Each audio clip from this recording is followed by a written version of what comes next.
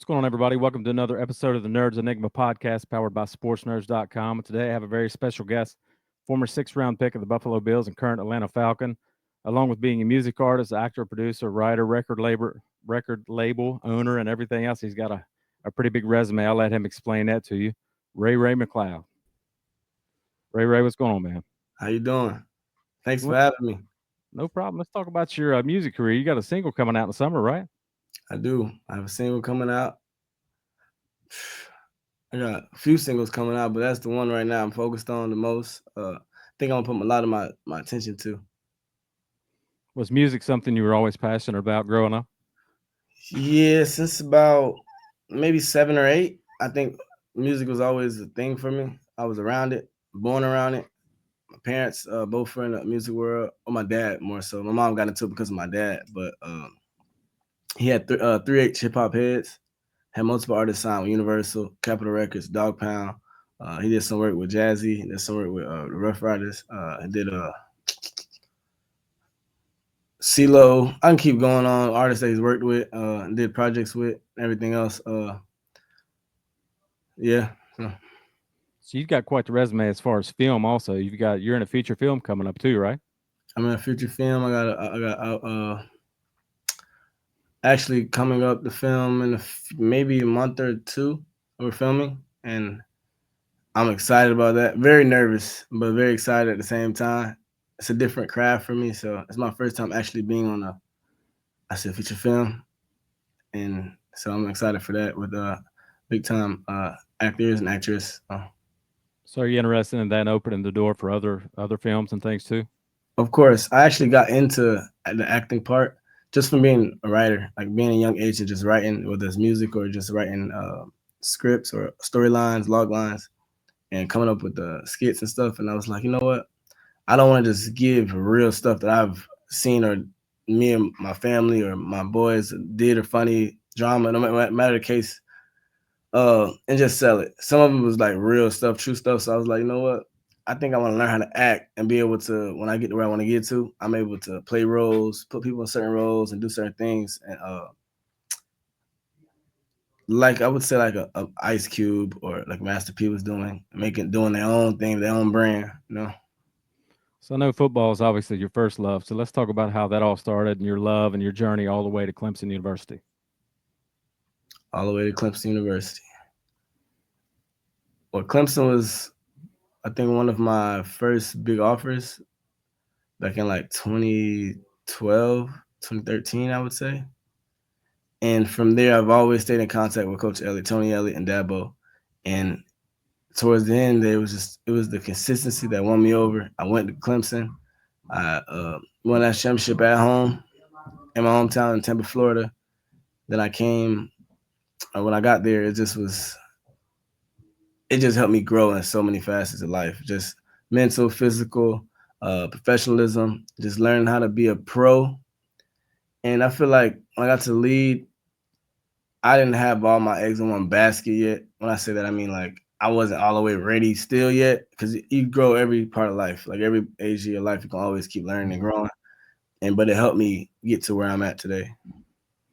So speaking of, my follow-up question was going to be about Dabo Swinney. How did he shape you as an athlete at Clemson? He had a saying that everybody used to call him like, "Oh, that boy, your son acting up again," or "Dang, your daddy coming over to save you again," or anything like that. But it was because he seen potential that I wasn't unboxing yet, and he used to say, he used to tell the media, "I'm gonna keep my foot." I don't know, excuse my French. I'm gonna keep my foot in Ray ass till he ready to take it out himself or whatever. And then he just always stayed on me about if it was something little that like I'm like, Coach, what are you talking about? That is like, but it was so little. He was just trying to prove a point at all times to like grow, grow, grow, grow, grow, grow. The growth never stops. And I took that into real life, man. Just every day is just a daily payment. So what does it mean to you to also have on your resume, being able to play at a national championship and a Super Bowl? Because there's not a whole lot of guys that can do that. But I only won one. I'm ready to win another one. Going there is a blessing. Everybody dreams of that as a kid, playing the Super Bowl, which was a blessing to play in it. It was a blessing to be part of it. And now it's time to get one before it's all said and done, and winning that championship and winning the Super Bowl would be, I think, a milestone. So at this point, you've been in the league for a while. I wanted to talk to you about. Do you still enjoy contributing to special teams as much as you can? Is that something you're still interested in? I enjoy helping the team be successful and hearing the crowd be excited and making plays. So whatever I'm asked to do, I'm gonna do it. And but I think I done, like I said, grow, grow, grow. My mindset was always to become a receiver, so I don't got to do special teams anymore. So, but I don't mind doing special teams. That's always something that's in my toolbox. If I got to go do it, I'm gonna be the best at whatever I need to do. So yeah. So I wanted to talk to you about your production. I mean, it seems like Atlanta's wanting to rely, more heavily on you with you being targeted 87 times last year. So do you foresee that production going up this coming season? I only see it going up, and I know I could have did more, but we got so many great players in our room and other rooms as well. The running backs, the tight ends, the obviously our receiver room, our quarterbacks, and it's just like the ball can go anywhere any given minute of the game, and the game can be changed like that. And that's just such a blessing to have around you. It makes the game easier as well. But of course, for me individually, I I set goals every year to be better and better and better. And this year, that's a whole different level this year.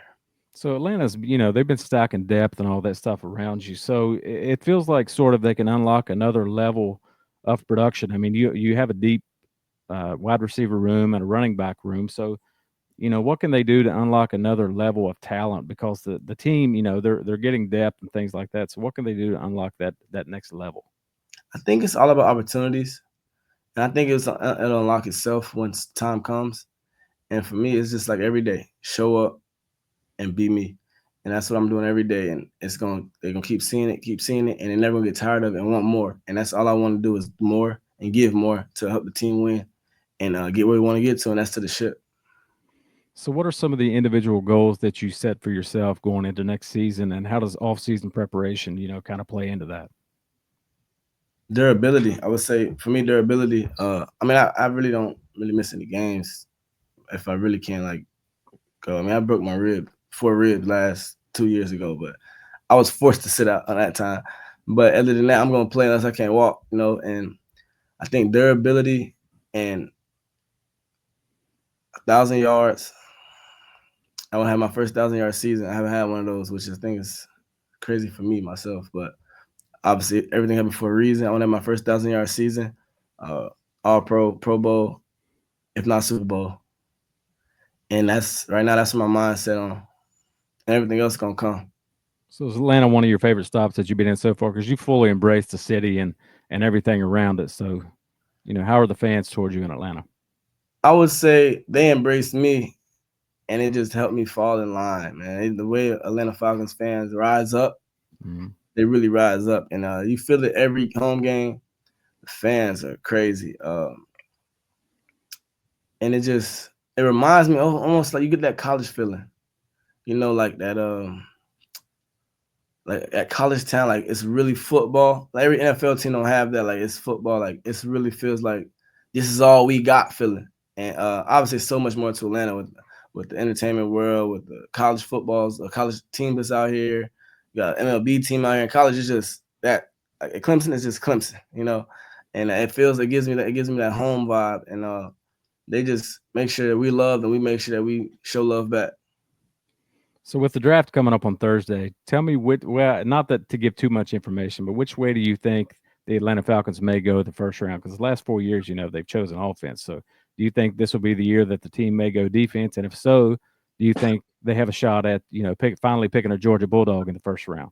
Because, the fans are craving a Georgia Bulldog in the first round. They always have. I'm sure Rod going to pick the right people with the culture we're building. And I know Georgia Bulldogs, they got a handful of people that's good for the coach. I'd rather go to Clemson, but right. Definitely with Rod and his whole staff and Coach Mr. Terry, they're gonna bring the right people in, whoever they bring in. I don't watch the draft heavily. I'm in tune, but I don't watch it. Just sit there and watch it. But I was blessed to get drafted. I pray for everybody that's gonna get drafted, have a long career, longevity, have a successful career. going in, because that's a blessing for anybody that ever get drafted, you know. But for me, I feel like whoever comes to our room is gonna adapt well. We're gonna bring them in, embrace them, and they're gonna have a great chance to be successful. So with you being a receiver, would you like to see Atlanta add, maybe in the mid to late rounds, add another weapon?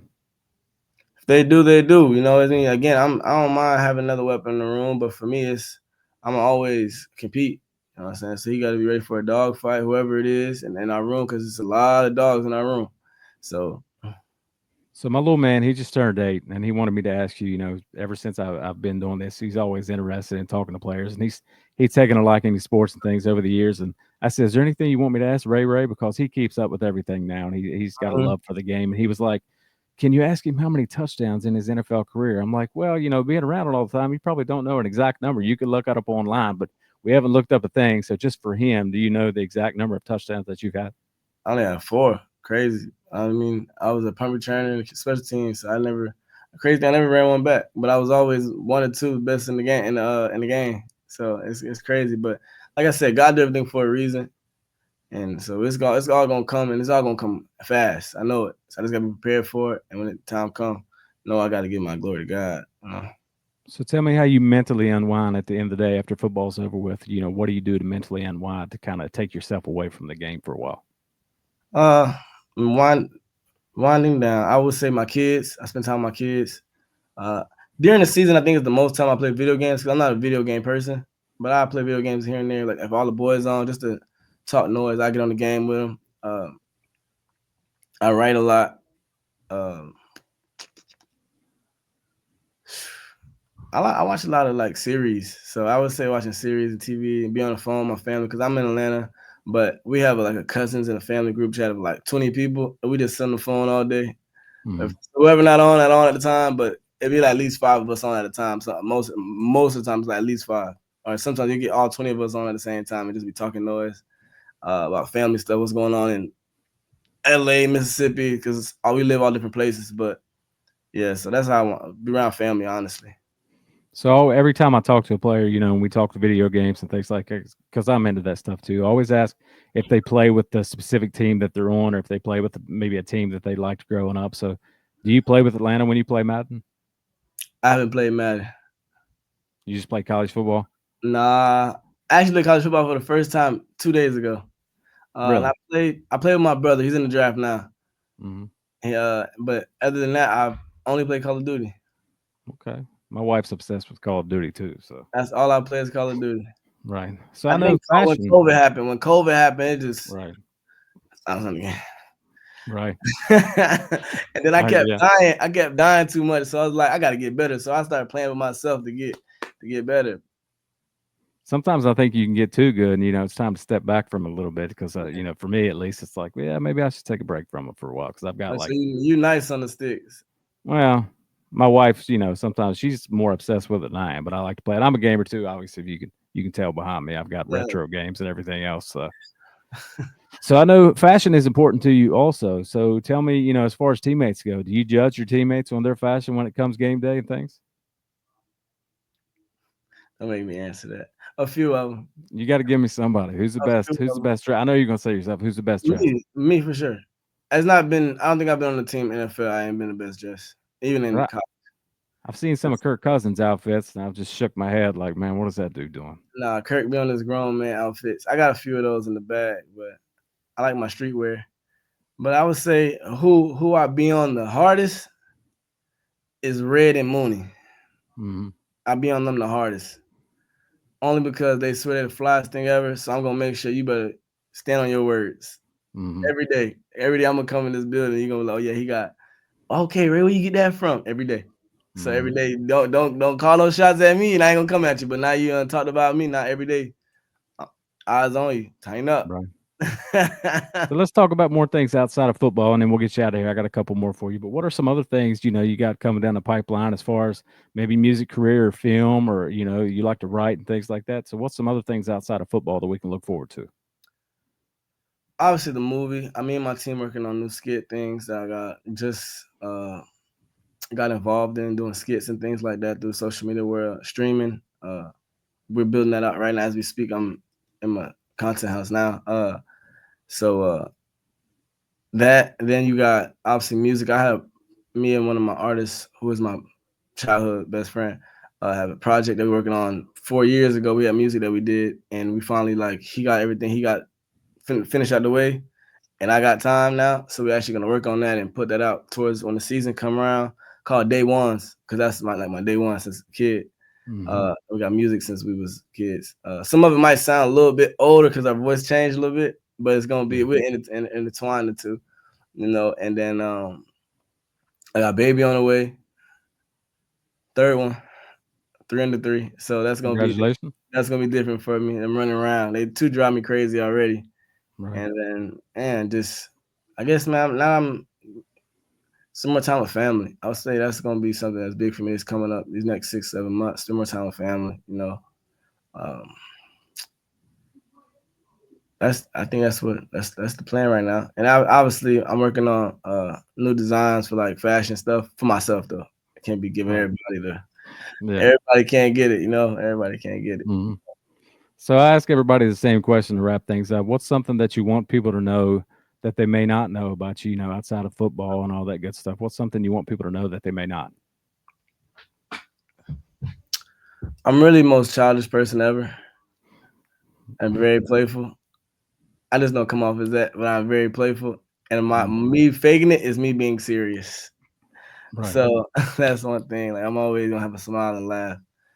So Well, I really appreciate you coming on. Like we talked about before, I've been a lifelong Falcons fan, so it's an honor to have you on. that's And I should see you at training camp this summer, so we'll see how that oh goes. yes, definitely.